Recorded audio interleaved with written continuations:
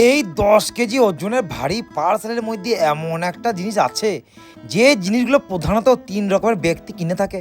চলো আনবক্সিং করতে করতে এই 3 ধরনের ব্যক্তির কথাগুলো বলি। মানে কি বলবো, মানিক চা সদ্য প্রেমের ছ্যাঁকা খেয়ে ব্যাকা হওয়া, মানে মজনু আশিক, মানে প্রেমের ছ্যাঁকা খাওয়ার পরেই বাবারে এদের মনের ভিতরে আর্নল্ড জে কাটলার, রনি কোলম্যান এদের আত্মা ভর করবে। মানে ছ্যাঁকাকে ব্যাকা হওয়ার পরে বাবারে গোদা গোদায় ডাম্বেলগুলো ফ্লিপকার্টে অর্ডার করিবে, বলে বাবারে রিয়া আমাকে ছ্যাঁকা দিয়ে ব্যাকা করে দিয়েছে, আমি এবার জিম করে বডি শডি বানাবো, আর বডি বানিয়ে বাবারে রিয়াকে দেখিয়ে দেবো যে আমি করতে পারি। মানে চাঁদ প্রেম ওই ফিজিক্স দেখা হয় না, প্রেম হয় কর্তার ফাঁদে আর মনের মিলে, কি বলবো আমি। এর পরেই আসে দ্বিতীয় ব্যক্তিত্ব। এরা পরনিন্দা পরচর্চা করার থেকেও মানিক চাঁদ এরা শরীর চর্চাকে বেশি প্রাধান্য দিয়ে থাকে। আর এরা অন্য কাউকে নয়, মানে এরা নিজেকে ইমপ্রেস করতে, নিজেকে ফিট রাখতে প্রতিদিন শরীরচর্চা করার জন্য এই জিনিসগুলো ফ্লিপকার্ট থেকে কেনে।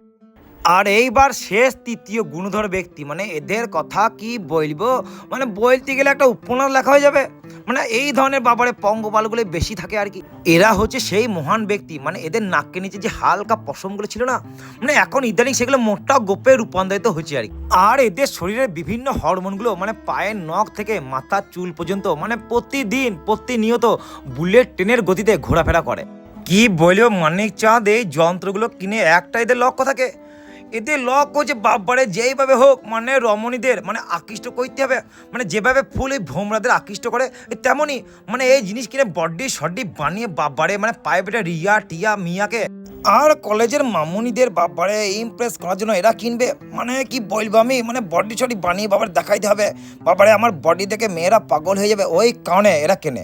কথাটা তেতে হলেও কিন্তু সত্যি, এটা মাইন্ড দিয়ে হবে। আর এই বডি বানানোর দৌড় এই 1 মাস পর্যন্তই, 1 মাস পরে বাবার এই যন্ত্র ওই ঘরের কোনাতেই পড়ে থাকে মানিক চাঁদ।